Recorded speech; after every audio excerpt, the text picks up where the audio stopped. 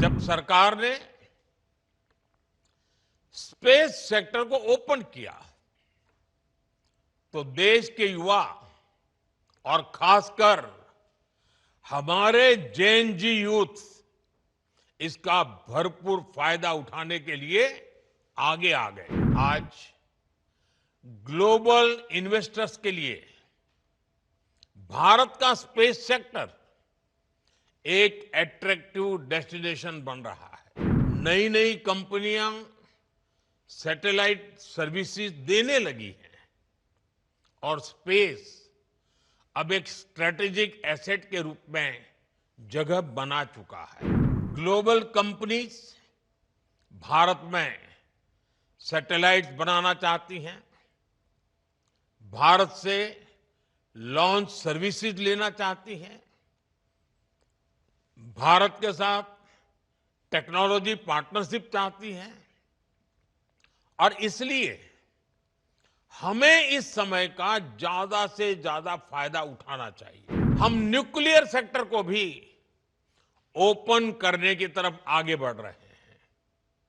इस सेक्टर में भी हम प्राइवेट सेक्टर की सशक्त भूमिका की नींव रखने जा रहे हैं। यह रिफॉर्म हमारी एनर्जी सिक्योरिटी और टेक्नोलॉजिकल लीडरशिप को नई शक्ति देगा। साथियों, भारत का युवा देश हित को सर्वोपरि रखकर चलता है। वो हर अवसर का सही इस्तेमाल करता है। जब सरकार ने स्पेस सेक्टर को ओपन किया तो देश के युवा और खासकर हमारे जेन जी यूथ इसका भरपूर फायदा उठाने के लिए आगे आ गए। आज भारत के 300 से अधिक स्पेस स्टार्टअप्स भारत के स्पेस फ्यूचर को नई उम्मीदें दे रहे हैं और इसमें भी खास ये कि हमारे अधिकार और हमारे अधिकतर स्पेस स्टार्टअप्स इसकी शुरुआत बहुत छोटी टीम से हुई है और मुझे इन सबको पिछले 5-6 साल में लगातार मिलने का अवसर मिला है। कभी 2 लोग, कभी 5 साथी, कभी एक छोटा सा किराए का कमरा। टीम छोटी थी, संसाधन सीमित थे, लेकिन इरादे नई बुलंदी छूने के हैं। यही वो भावना है जिसने भारत में प्राइवेट स्पेस रिवॉल्यूशन को जन्म दिया है। आज ये जेन जी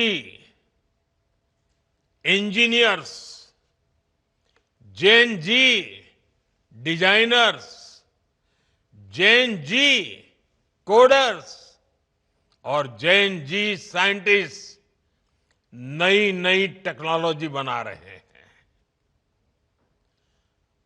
प्रोपल्शन सिस्टम हो,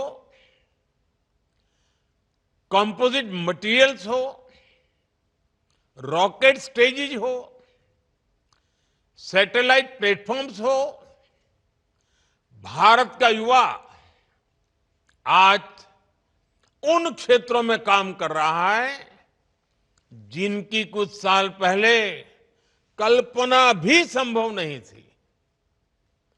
भारत का प्राइवेट स्पेस टैलेंट पूरी दुनिया में अपनी अलग पहचान बना रहा है।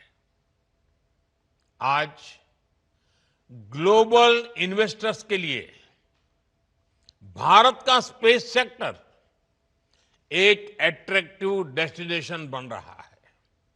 साथियों, आज दुनिया में छोटे सैटेलाइट्स की डिमांड लगातार बढ़ रही है। लॉन्च फ्रीक्वेंसीज भी बढ़ रही है। नई नई कंपनियां सैटेलाइट सर्विसेज देने लगी हैं और स्पेस अब एक स्ट्रेटेजिक एसेट के रूप में जगह बना चुका है। इसलिए आने वाले वर्षों में ग्लोबल स्पेस इकोनॉमी कई गुना बढ़ने वाली है। ये भारत के युवाओं के लिए बहुत बड़ा अवसर है। साथियों, भारत के पास स्पेस सेक्टर में जो कैपेबिलिटी है, वैसी कैपेबिलिटी दुनिया में केवल कुछ ही देशों के पास है। हमारे पास एक्सपर्ट इंजीनियर्स हैं, हाई क्वालिटी मैन्युफैक्चरिंग इकोसिस्टम है, वर्ल्ड क्लास लॉन्च साइट्स हैं और इनोवेशन को प्रोत्साहन करने वाला माइंडसेट है। भारत की स्पेस कैपेबिलिटी कॉस्ट इफेक्टिव भी है और रिलायबल भी है। इसी वजह से दुनिया की भारत से बहुत अधिक उम्मीदें हैं। ग्लोबल कंपनीज भारत में सैटेलाइट्स बनाना चाहती हैं, भारत से लॉन्च सर्विसेज लेना चाहती हैं, भारत के साथ टेक्नोलॉजी पार्टनरशिप चाहती हैं और इसलिए हमें इस समय का ज्यादा से ज्यादा फायदा उठाना चाहिए।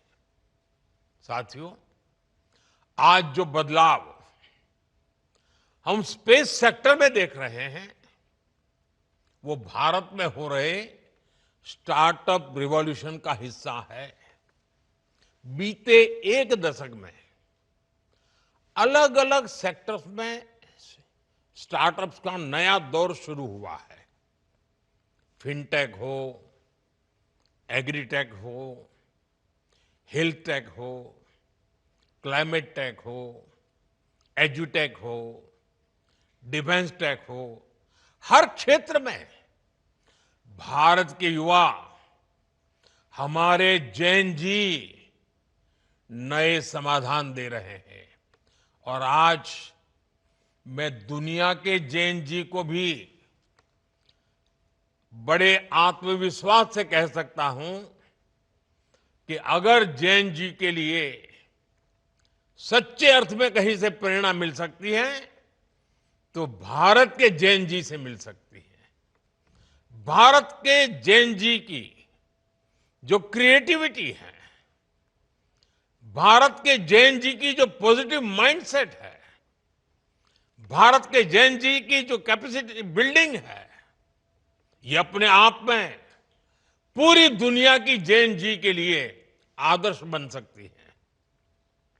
आज भारत दुनिया का तीसरा सबसे बड़ा स्टार्टअप इकोसिस्टम बन चुका है। एक समय था जब स्टार्टअप का मतलब केवल कुछ बड़े शहरों तक सीमित था, लेकिन आज भारत के छोटे छोटे शहरों और गांवों से भी स्टार्टअप निकल रहे हैं। आज देश में 1.5 लाख से अधिक रजिस्टर्ड स्टार्टअप्स हैं। अनेकों स्टार्टअप्स यूनिकॉर्न बन चुके हैं। साथियों, आज भारत केवल एप्स और सर्विसेज तक सीमित नहीं है। हम अब डीप टेक, मैन्युफैक्चरिंग और हार्डवेयर इनोवेशन की ओर तेजी से आगे बढ़ रहे हैं। Thanks to Jain ji. आप सेमीकंडक्टर सेक्टर का ही उदाहरण लीजिए। सरकार ने जो ऐतिहासिक कदम उठाए हैं, वो भारत के टेक फ्यूचर की नींव को मजबूती दे रहे हैं। आज देश में semiconductor fabrication units, chip manufacturing और डिजाइन हब्स बहुत तेजी से विकसित हो रहे हैं। चिप से लेकर सिस्टम तक भारत अब एक मजबूत इलेक्ट्रॉनिक वैल्यू चेन तैयार कर रहा है। ये आत्मनिर्भरता के संकल्प का हिस्सा तो है ही। इससे भारत ग्लोबल सप्लाई चेन का एक मजबूत और भरोसेमंद पिलर भी बनेगा। साथियों, रिफॉर्म्स का हमारा दायरा भी लगातार बढ़ रहा है।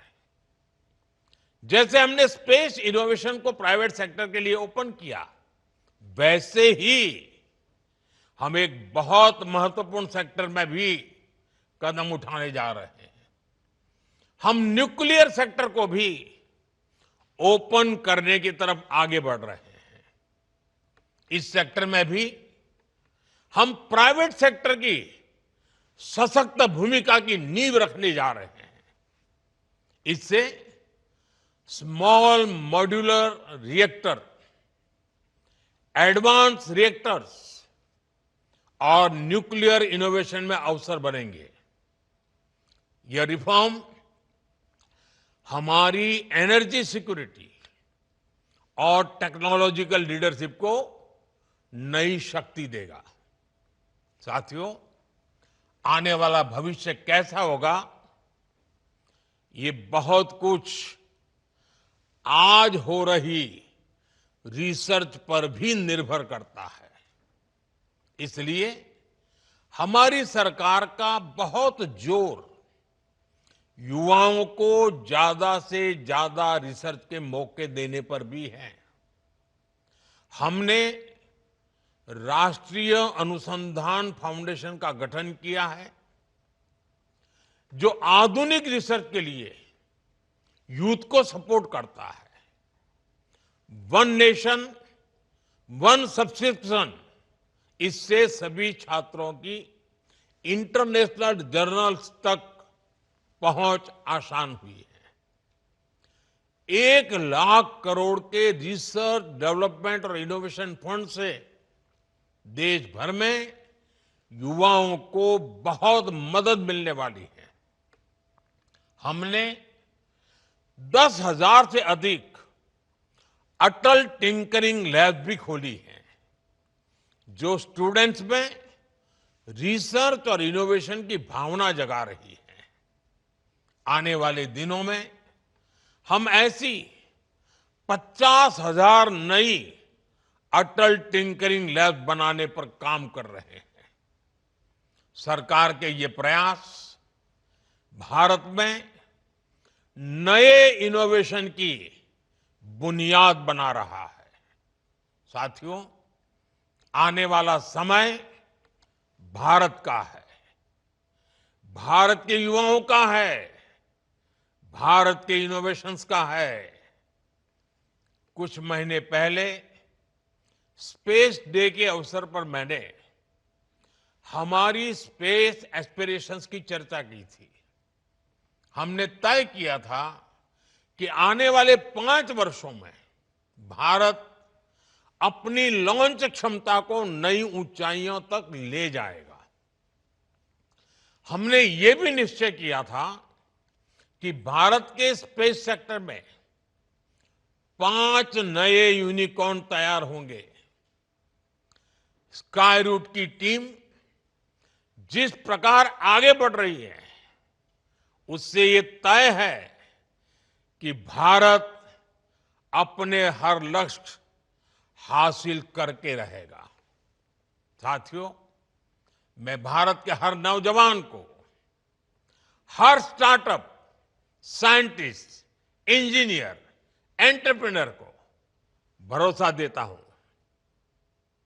और मेरे नौजवान साथियों, ये मेरी गारंटी है, सरकार हर कदम पर आपके साथ खड़ी है।